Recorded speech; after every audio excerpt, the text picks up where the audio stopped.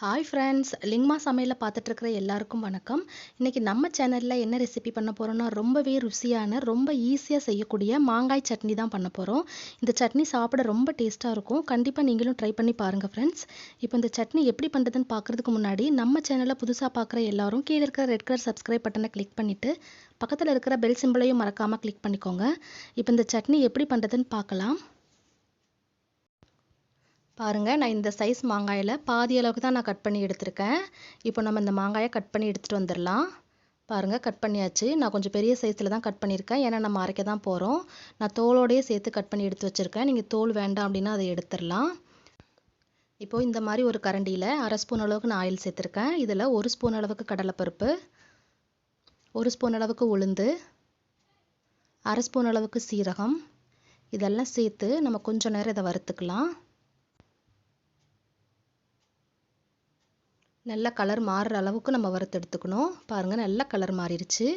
இப்போ நம்ம இதை எடுத்து ஒரு மிக்ஸி ஜாருக்கு மாற்றிக்கலாம்.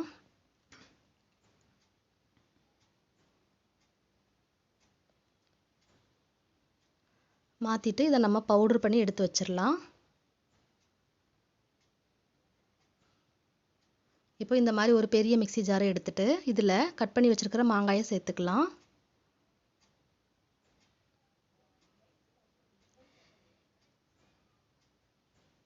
இது கூடவே 2 பச்சை மிளகாய் இந்த மாதிரி கட் பண்ணி சேர்த்துருக்கேன்.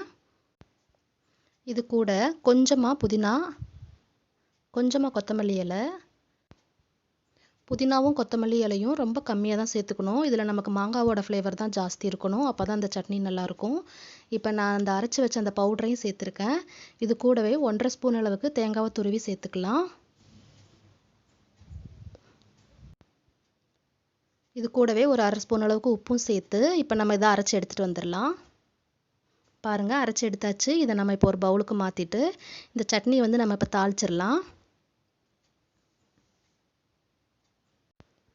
அதே கரண்டியிலே நான் 1/2 ஸ்பூன் அளவுக்கு ஆயில் சேர்த்து அதில் 1/2 ஸ்பூன் அளவுக்கு கடுகு, 1/2 ஸ்பூன் அளவுக்கு உளுந்து, ஒரு காஞ்ச மிளகாவை இந்த மாதிரி கட் பண்ணி சேர்த்துருக்கேன். இது கூட கொஞ்சமாக கருவேப்பிலை இலை சேர்த்துக்கலாம். சேர்த்துட்டு இது நல்லா பொரியட்டும் கொஞ்சம் நேரம்.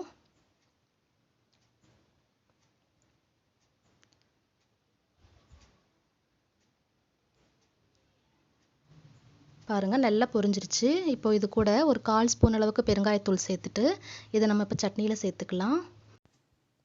பார்த்தீங்களா எவ்வளோ ஈஸியாக பண்ணிட்டோன்னு. இந்த சட்னி இட்லி, தோசை, ரைஸுக்கெல்லாம் வச்சு சாப்பிட்றதுக்கு ரொம்பவே சூப்பராக இருக்கும். கண்டிப்பாக நீங்களும் ட்ரை பண்ணி பாருங்கள். இந்த சட்னி பண்ணுறதுக்கு ரொம்ப குறைவான நேரம் தான் ஆகும். ட்ரை பண்ணிவிட்டு எப்படி இருக்குன்னு கீழே கமெண்ட் செக்ஷனில் சொல்லுங்கள். இந்த வீடியோ உங்களுக்கு பிடிச்சிருந்துச்சுன்னா உங்கள் ஃப்ரெண்ட்ஸுக்கும் ஷேர் பண்ணுங்கள். மறக்காமல் சப்ஸ்கிரைப் பட்டனை கிளிக் பண்ணிவிட்டு பக்கத்தில் இருக்கிற பெல் சிம்பிளையும் கிளிக் பண்ணிக்கோங்க. அப்போ தான் நான் போடுற புதிய வீடியோக்கள் உடனே உங்களுக்கு நோட்டிஃபிகேஷனில் வரும். Thank you friends.